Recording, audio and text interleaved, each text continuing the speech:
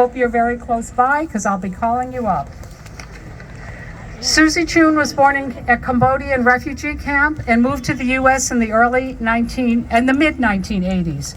Her family was originally sponsored in Texas, but when they learned of the big community here of Cambodians in Lowell, they moved up in 1989.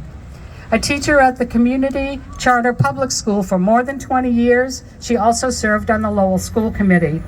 Like many of her compatriots, Susie is grateful for her experience in Lowell and is always looking for new ways to give back and pay forward. She believes we all deserve to have free and fair elections, and she has fiercely advocated for this in Cambodia, lobbying our representatives for help and participating in demonstrations in Washington.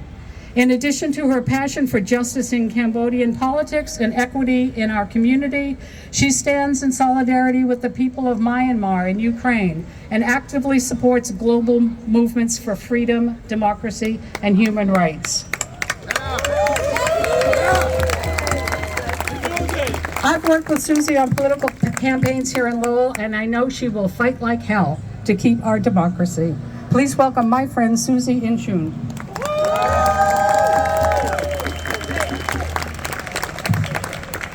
Thank you, Judith, and all the organizer. I am hot. I'm going to take my jacket off because you know what? We should all feel burning hot today, right? Wow. Again, thank you guys for all allowing me to speak today. Sorry, I'm going to move this because short people problem. I stand here before you as a survivor, an immigrant, and a proud American who once escaped tyranny, only to watch the shadows of that tyranny try to rise again. Here in America, we would not allow this to happen. My family fled the killing fields of Cambodia. We escaped the Khmer Rouge, a brutal regime that tried to erase our identity, erase our freedoms, and crush our spirits. They turned our homeland into a prison of fear under the name of communism. We made it. We made it out. We made it out here to America. We found refuge here.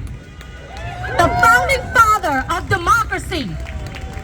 A place that promised liberty, democracy, and justice. A place where we believe authoritarianism had no home. Make it loud, guys. Today, I feel the ground is shifting. Under the Trump administration, I see a dangerous turn. I see echoes of what my family ran from. When a leader praises dictators instead of defending democracy, we must sound the alarm. When a leader celebrates Flag Day by glorifying countries like North Korea, Russia, and China, that's not diplomacy. But for dominance, we must resist. They divide, they distract, they intimidate, they wrap themselves in the American flag while they burn down what it stands for, but not on our watch. We didn't come this far to be silenced. Let me be clear. We didn't survive war and trauma to be ruled by fear. We are immigrants. We are dreamers. We are citizens. We are Americans. Trump is not playing, he is not just playing politics. He is testing the limits of power. And what does he want to do when people protest? Think about it. When people speak up, he sends military. He sends National Guard. They didn't come to protect us. No, they didn't. But to silence us. Let me remind you, the president does not have the power to deploy Marines or National Guards to crush peaceful rallies. Just like what's happening in Los Angeles as we speak. This is a violation of our rights. Whose rights? power. That is not democracy. What does democracy look like? That is dictatorship behavior. We escape authoritarian rule only to find knocking on our door again. But here's what I know. We are not powerless. We are not voiceless. From the ashes of war, we rose. From the grip of fear, we fled. And now, from the edge of silence, we speak. No dictator! No dictator! No king!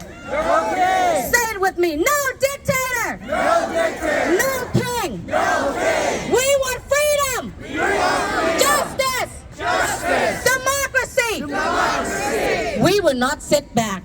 We will not let history repeat itself to this country. And we say it today. We fight, we work, we vote, and we rise! And we're not going anywhere, Trump! No, we're not. Let them hear us in every state. Let them hear us from the streets to the steps of Congress. This is our America, and we're taking it back. Stay loud! Stay proud! Stay strong! Freedom! Justice! Democracy!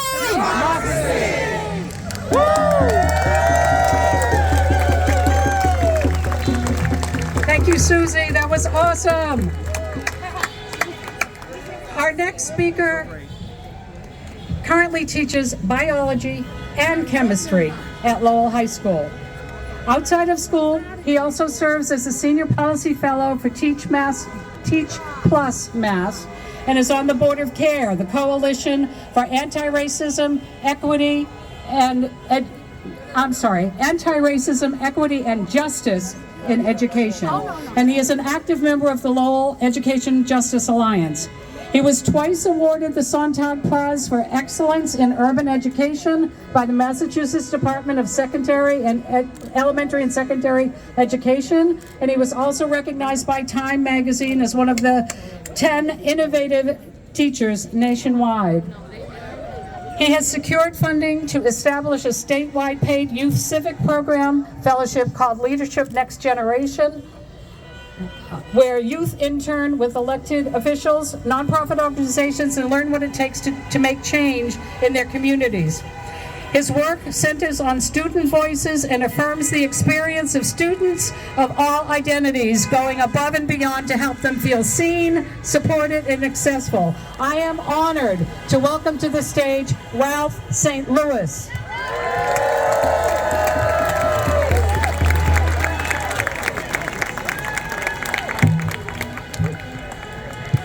Hi everyone, good afternoon. As you've heard, I am a classroom teacher and a policy advocate. And today I am here to speak and share the reality of the attacks on our schools and what is at stake if we don't stand up, speak out, and fight back for our students and for our futures.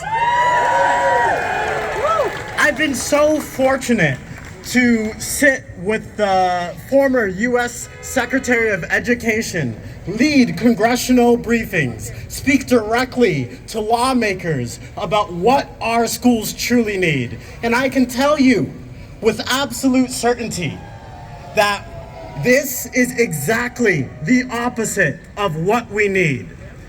We know their goal. They've made it crystal clear. Would you believe that 42% of Project 2025 is already complete? A plan the GOP claims is not theirs, even as they implement it piece by piece.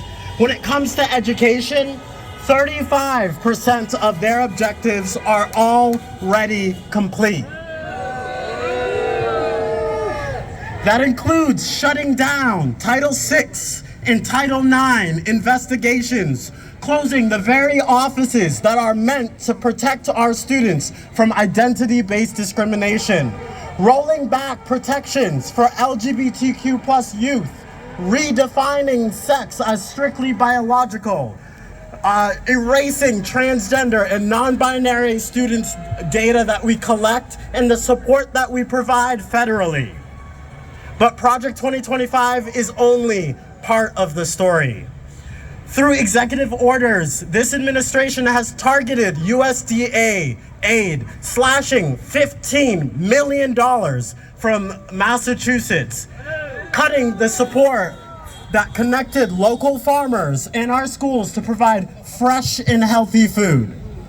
They've also eliminated Job Corps. You know, that thing that's often the last lifeline for young adults trying to find a stable, meaningful future? And if it wasn't enough, they are now dictating what we can and cannot teach in our schools. Decisions.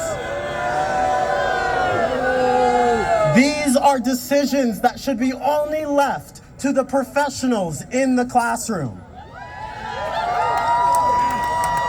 Yes. Across the country, lawmakers in more than 20 states have been empowered, have been emboldened to restrict what we can teach, restricting our conversations about race, gender, sex, and American history. Dozens more bills passing.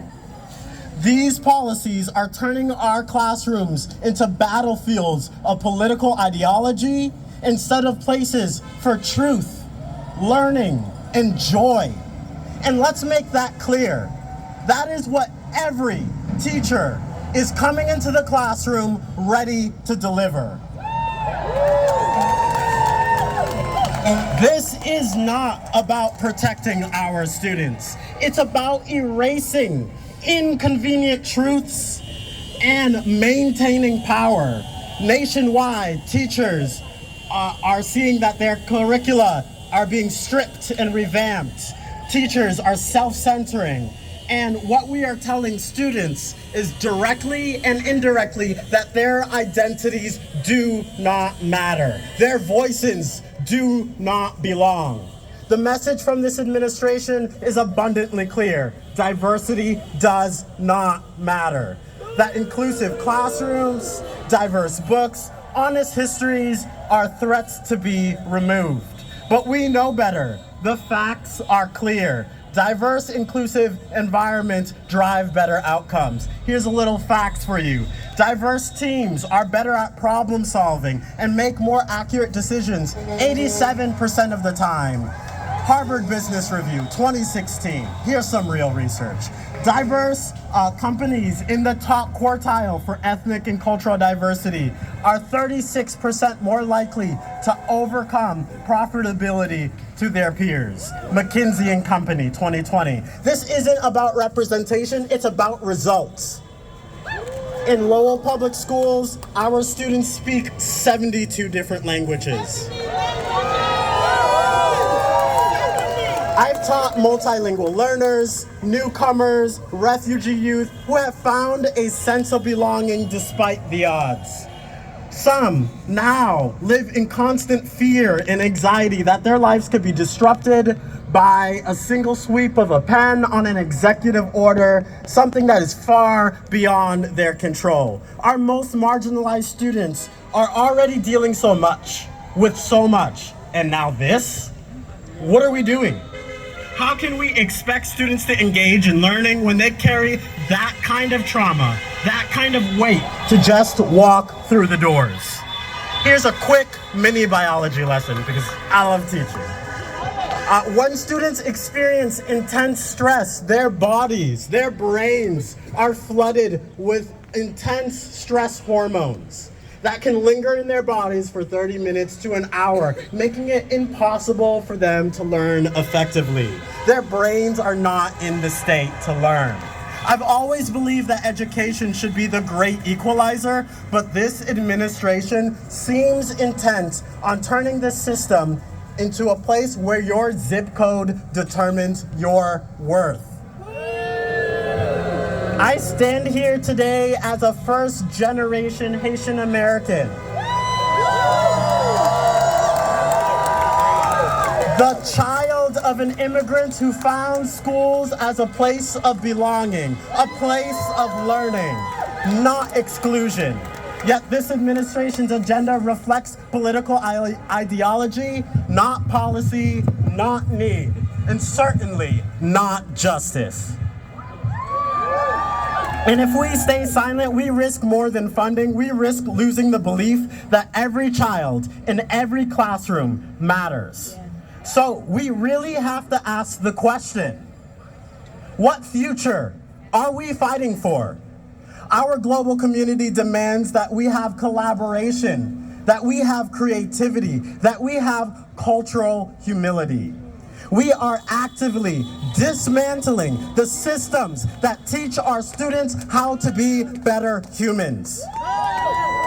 What happens when we silence critical thinking? What happens when we erase the true context of our communities from our curriculum? When we show and tell young adults through laws and through silence that they don't belong?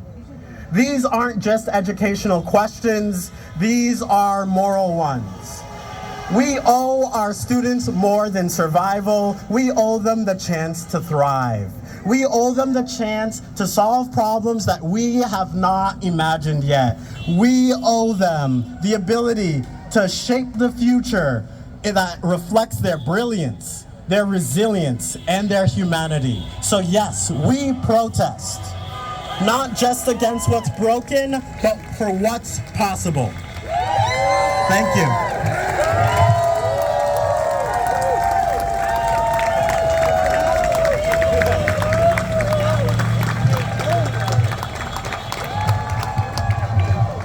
Thank you. You go. Thank you. Hard to catch